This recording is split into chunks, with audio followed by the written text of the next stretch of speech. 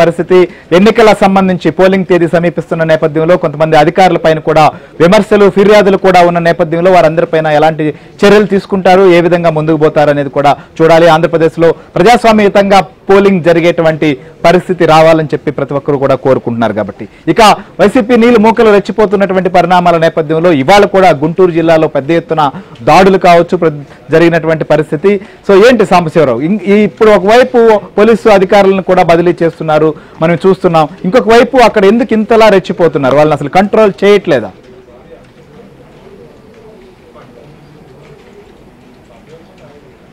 సాంబశివరావు మనం చూస్తున్నాం ముఖ్యంగా పల్నాడు ప్రాంతంలో రెచ్చిపోతున్నటువంటి పరిస్థితిని మనం చూస్తున్నాం ఇంకొక వైపు పిఠాపురంలో కూడా హీరో సాయి ధర్మ తేజ్ ప్రచారానికి వస్తే అక్కడ ఆయన పైన బాటిల్ విసిరేసినటువంటి పరిస్థితి అటు చూస్తున్నాం అటు అనకాపల్లి నుంచి ఇటు చిత్తూరు వరకు వైసీపీ మూకలు రెచ్చిపోతున్నారు ఒకవైపు ప్రెస్ స్టేషన్ కావచ్చు జరుగుతున్నటువంటి పరిణామాల నేపథ్యంలో సో ప్రజల యొక్క మూడ్ కూడా అర్థమైపోయి భయభ్రాంతులకు గురి చేసేటువంటి ప్రయత్నాలకు తెగబడుతున్నారు అనేది మాత్రం స్పష్టంగా అర్థమవుతుంది సాంబశివరావు ఏంటి పల్నాడులో ఇంకా అక్కడ దాడులు జరుగుతూ ఉన్నాయి వారిని అసలు కంట్రోల్ చేసేటువంటి పరిస్థితి లేదా పోలీసు అధికారులు ఉండగా కూడా ఎందుకు దాడులకు తెగబడుతున్నారు పల్నాడు జిల్లాకు సంబంధించి గత 5 ఏళ్లలో వైసీపీ అరాచకాలకు పాల్పడుతుంది ఆ అరాచకాలకు అక్కడున్న స్థానిక పోలీసు అధికారులే తొత్తులుగా కొమ్ము కాస్తున్న నేపథ్యంలో కూడా ప్రతిపక్ష పార్టీలు ఎన్ని ఫిర్యాదులు చేసినా పట్టించుకునే పరిస్థితి ఇప్పుడు ఎన్నికల నోటిఫికేషన్ వచ్చిన తర్వాత కూడా పల్నాడు జిల్లా ఎస్పీని బదిలీ చేసి గత నెలలో ప్రధాని మోడీ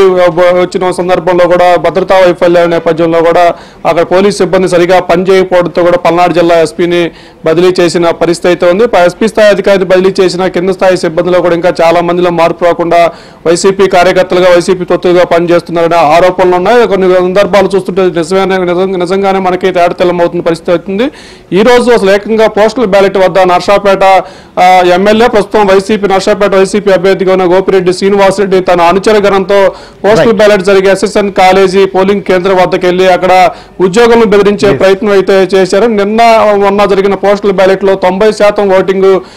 వైసీపీకి వ్యతిరేకంగా పడిందన్న ప్రచారం బయటికి స్ప్రెడ్ అయిన నేపథ్యంలో ఇక ఈ 2 రోజులు జరిగిన పోస్టల్ బ్యాలెట్ కూడా పూర్తి స్థాయిలో కూటమి అభ్యర్థులకే పడబోతున్నాయనే సమాచారం ఉంది ఇక పల్నాడు జిల్లాలో అలా ఉంటే గుంటూరు నగరంలో కూడా పీసీసీ వర్కింగ్ ప్రెసిడెంట్ మస్తాన్ వలిపై ఏకంగా వైసీపీ కార్యకర్తలు దాడికి ప్రయత్నించిన పరిస్థితి అయితే ఉంది గుంటూరు తూర్పు నియోజకవర్గంలో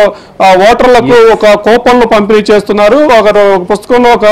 చందాల మాదిరిగా కూపన్ తయారు చేసి ఒక కూపన్ వారికి ఇచ్చి ఓటింగ్ అనంతరం అదే కూపన్ తీసుకొస్తే వారికి నగదు ఇస్తామని చెప్పి ఒక పథకం లాగా పెట్టి వారిని ఇంటింటికి ప్రచారం చేస్తున్న నేపథ్యంలో గుంటూరు తూర్పు కాంగ్రెస్ అభ్యర్థిగా ప్రచారం చేసేందుకు వెళ్లిన మస్తాన్ వల్లి వాటిని చూసి ప్రశ్నించిన నేపథ్యంలో అతనిపై దౌర్జన్యం చేసి దాడికి ప్రయత్నించిన పరిస్థితి అయితే ఉంది ఆయన దీనిపై కూడా ఇప్పుడు ఎన్నికల కమిషన్ కు ఫిర్యాదు చేయబోతున్నారు స్థానికంగా ఉన్న పోలీసు అధికారులు ఒక పీసీసీ వర్కింగ్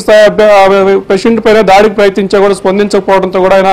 ఎన్నికల సంఘానికి ఫిర్యాదు చేసేందుకైతే సిద్ధమవుతున్నారు right thank you Sambasivarao thank you Ramarao so మనం చూస్తున్నాం ఆంధ్రప్రదేశ్ వ్యాప్తంగా కూడా నీలి మూకలు రెచ్చిపోతున్నటువంటి ఘటనలు ఖచ్చితంగా దీనిపైన యాక్షన్ తీసుకోవాల్సినటువంటి పరిస్థితి ఉంది పోలింగ్ తేదీ సమీపిస్తున్నటువంటి నేపథ్యంలో పోలింగ్ రోజు లోపల ఈ ఘటనలు కంట్రోల్ చేయాల్సినటువంటి అవసరం ఎంతైనా కూడా ఉంది ఎందుకంటే పోలింగ్ పైన కూడా ప్రభావితం చూపించేటువంటి అవకాశం ఉంటుంది ఒకవైపు పోలింగ్ పర్సంటేజీ పెరగాలని ప్రజాస్వామ్యంలో అందరూ ఓటు హక్కు వినియోగించుకోవాలని కూడా కోరుతున్నటువంటి అధికారులు దీనిపైన సీరియస్ గా ఎలక్షన్ కమిషన్ కూడా దృష్టి పెట్టాల్సినటువంటి పరిస్థితి ఆంధ్రప్రదేశ్ లో కనిపిస్తోంది యామిని